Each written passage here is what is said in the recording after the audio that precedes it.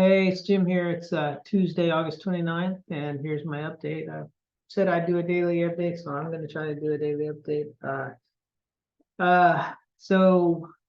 Yesterday was the first day I haven't done the bath thing in a while. I've been using the Epsom salts because of the burning in my arm. I think maybe the hot bath is a bad idea. I guess if you think about it, funguses like warmth, and I raise my body temperature, and it seems like the muscle pain has gone further. It's in my left side now for the first time. Is I would honestly say, starting last night, that I could definitely feel the muscle pains in my left side. It's not quite the same as the right side. I don't know if that's because it started over there or what. The burning is more intense on the right side. The left side has more like just shoulder issues and hip issues. And last night we took the dogs for a walk, and my wife had them on the leash. I got her a leash so she can have both dogs on the same leash. And honestly, I couldn't keep up with her. That's how weak my legs are.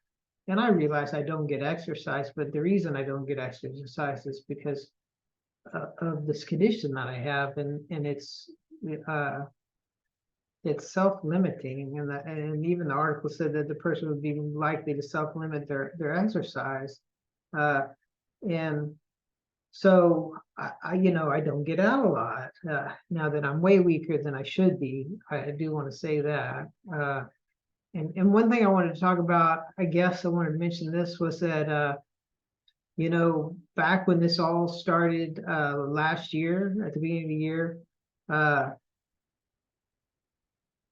when I started having the polyuria and I was losing all the weight below my waist, I could literally be sitting in a chair and feel one of my muscle fibers basically get uh, the volume pulled out of it. I mean, I would literally be sitting there and I would feel this slight little shift. Boop, and it would just be this tiny little, you'd feel kind of a little popping feel and a little shift, and that was the end of that muscle fiber. So I know if we can get in there and do a biopsy of the muscles, that they would find something. I don't know if we'll get there. I don't know. Some other things I wanted to talk about. I've got an awesome son. His name is Will.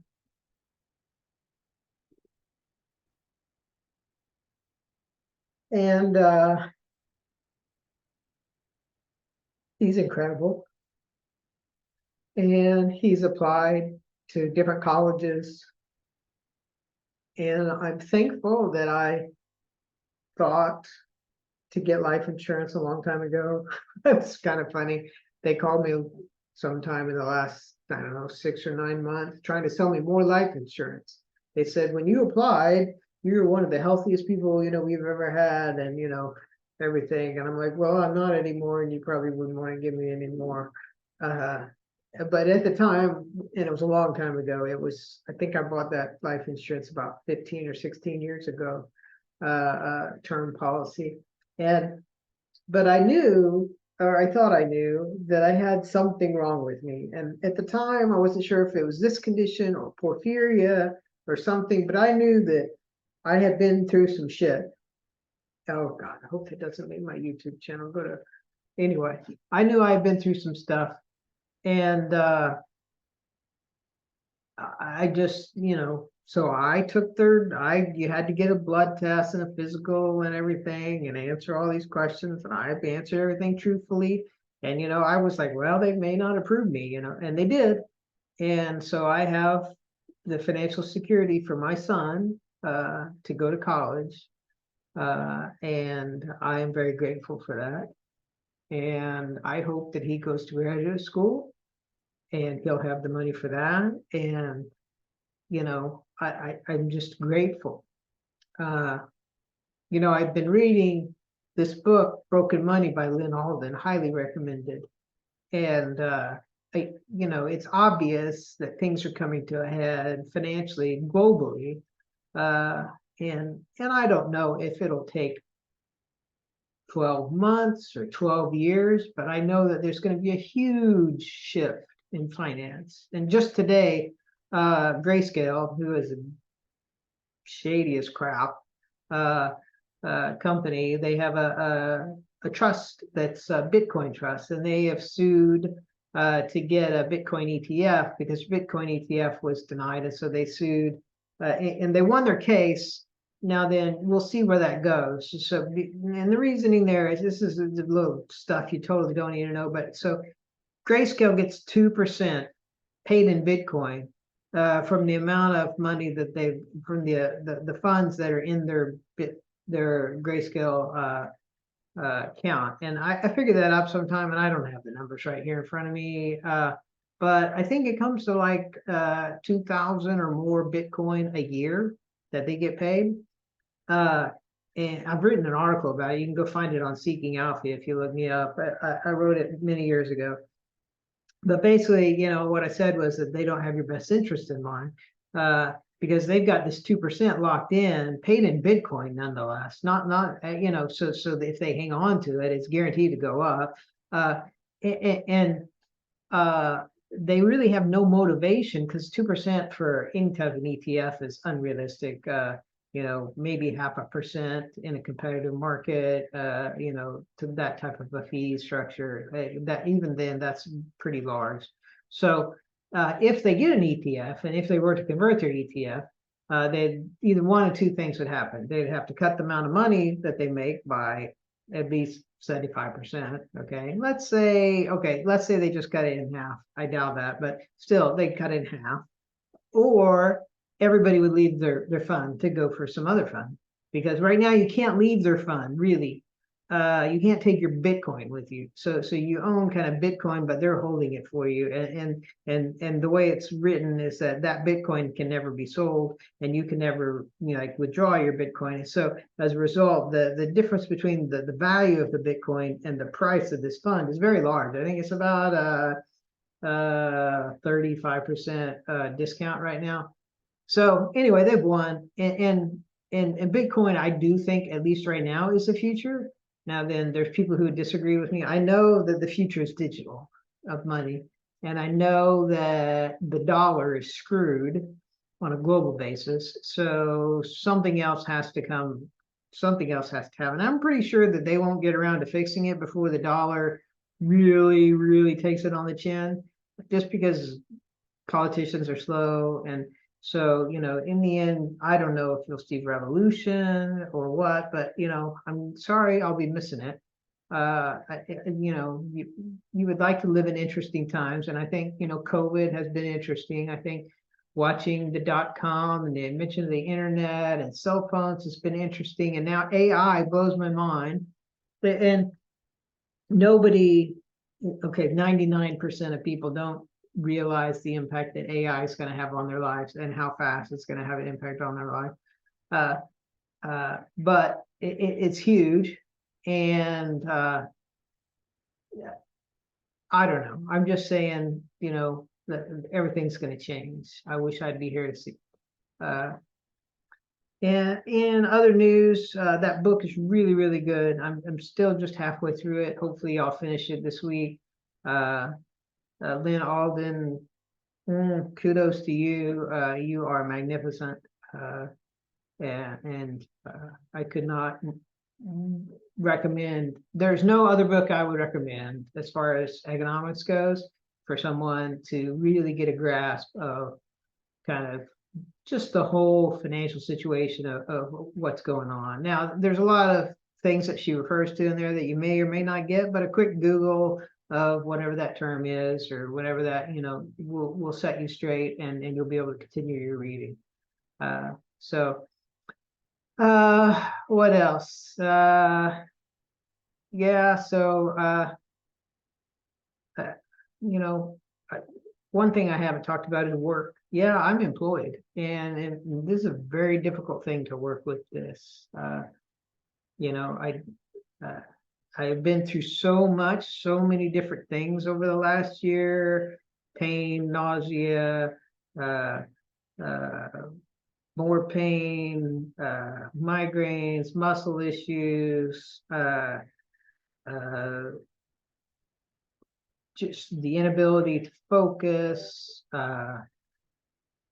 body changes. I have, here's one thing, and I may take my phone in someday to my closet and show you, but I have been, for most of my adult life, a 33 or a 34. The times I was not a 33 or a 34 was always during one of these transitions when I would lose all this water weight and get down to this kind of base person. And that's explained in the article. And so this is, I mean, science fiction is what most medical people are going to call this. But so when you go through that initial transition, all right, and so I did that with the Diet Coke and everything. So from then on, your body does not generate ATP and utilize it the way anybody else's does. Okay. And so to basically say I'm an alien for 28 years, yes, I'm kidding. I'm not an alien, but basically my physiology is different. And so yes, you can gain weight, but it's all water and electrolytes.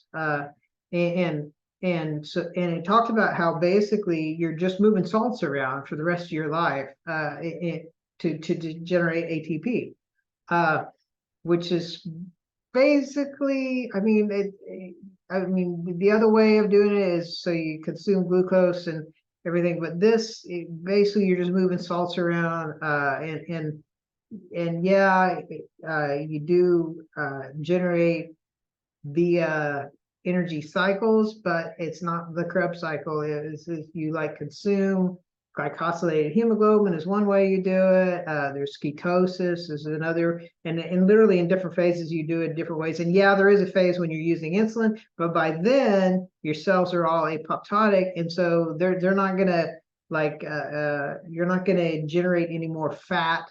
The fat cells aren't gonna get bigger, etc. And so you always return to this base weight. I guess that's what I was trying to get to there. And so every time this has happened to me, I would lose 2 to 3 inches and get down to 150, which is right where I'm at right now, which is right where I've been at for the last 14 months, 14 or 15 months. And it's because all your cells are apoptotic, and there is no gaining or losing of anything other than water. And anyway, so I have a closet full of pants that do not fit, is where I started all that. And I should take my camera into the closet, and I actually have a box full of pants and shorts that don't fit, that I just got tired of moving around, because once this started, I was like, well, those aren't going to fit, and those aren't going to fit.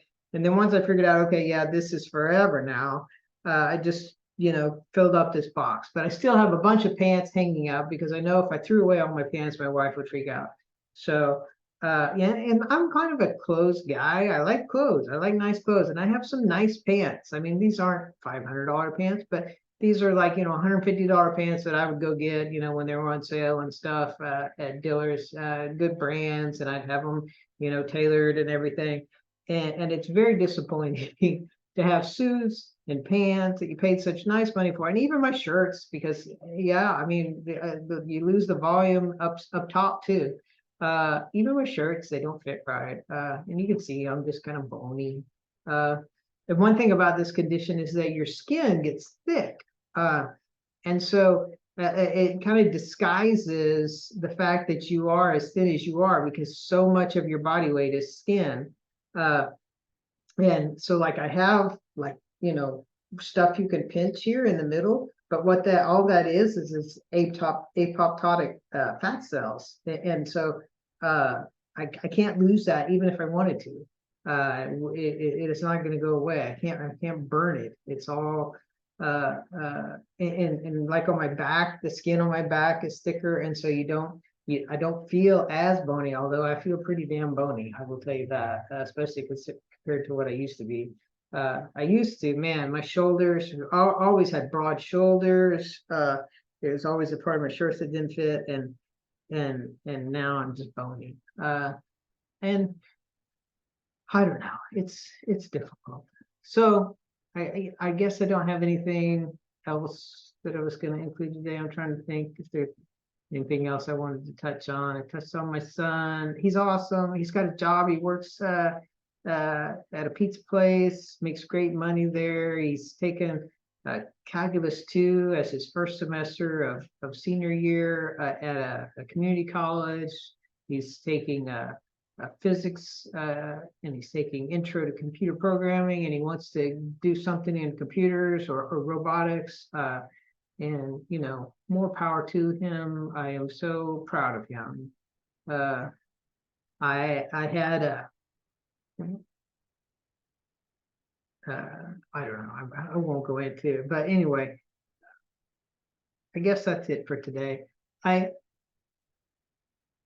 making these because I mean, you know, somebody needs to document this condition, and you know, science needs to say it's real, and so here I am, you know, and we'll see where it goes. Like I said, my next doctor appointment aren't for 2 weeks from yesterday. So really not going to be any like real updates. I did get some test results that took a long time to get back. Let me see if I look those up real quick. So I wanted my doctor to run specific antigens for candidiasis and to see if I had any kind of like allergy type reactions to it. And basically, I think, you know, he thinks it's good news that I don't have an allergy. I think it's bad news. If I had an allergy, my body would react to it if it was here. Okay. So, you know, the fact that I don't. So he did IgA, IgG, and IgM, and they're all negative antibodies to Candida. So I think that's where my body has turned off. That's part of what my body has turned off in the very beginning. So it has to turn something off. I remember that from the article, and in order for things to go the way they go. And so I definitely would have those antibodies if I have Candida, and I definitely have a fungal infection because I have very strong reactions when I take antifungals, and they've definitely changed my life. So those should be there, but they're not. And the fact that they're not tells me that my body has turned those off. So now then the question would be, how would my bodies turn those off? I don't know. Let's ask Claude. I don't know. We'll just do that right here loud. Claude is a great guy. Claude AI isn't gonna work. He's not working. Might be temporarily down. Okay, so let's go to ChatGPT. He's not nearly as smart. Okay, here we are, ChatGPT. Okay, how might your body disable IgA, IgM?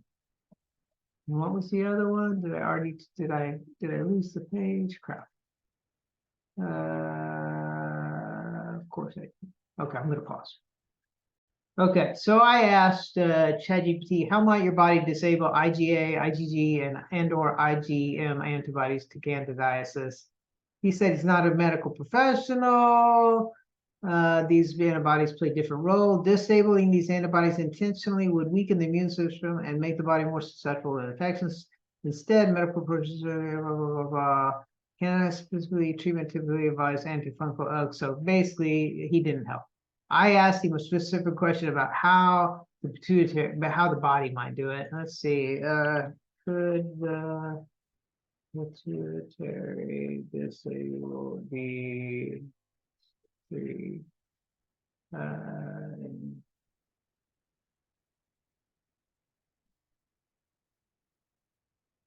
regulates. Okay, so it says pituitary regulates various hormonal functions. It does not have a direct role in regulating the production or function of antibodies. Controlled by the immune system itself, involving interaction between various immune cells, signaling molecules, and feedback mechanisms.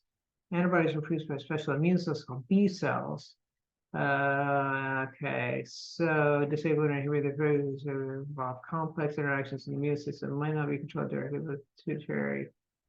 material damage, could have, okay, what regulates B cells? B cells are a type of white blood cells. Antigens. B cells are activated by recognizing specific antigens, which are molecules found, okay. Helper T cells. So now the helper T cells, now this I remember, they are signaling molecules. And so I remember something from the article that talked about T cells and helper T cells. And this says T cells, helper T cells, that type of immune cell, play a critical role in regulating B cell responses. They release signaling molecules called cytokines that stimulate. Okay, yeah, so now we're somewhere. Cytokines released by immune cells are going out. Okay, feedback regulation, control the intensity of B cells, memory B cells. Okay, class switching and affinity maturation of antibody body. Yeah, so they can switch, they can start doing something different. And I think that that's what's happened in my case. I think they switch.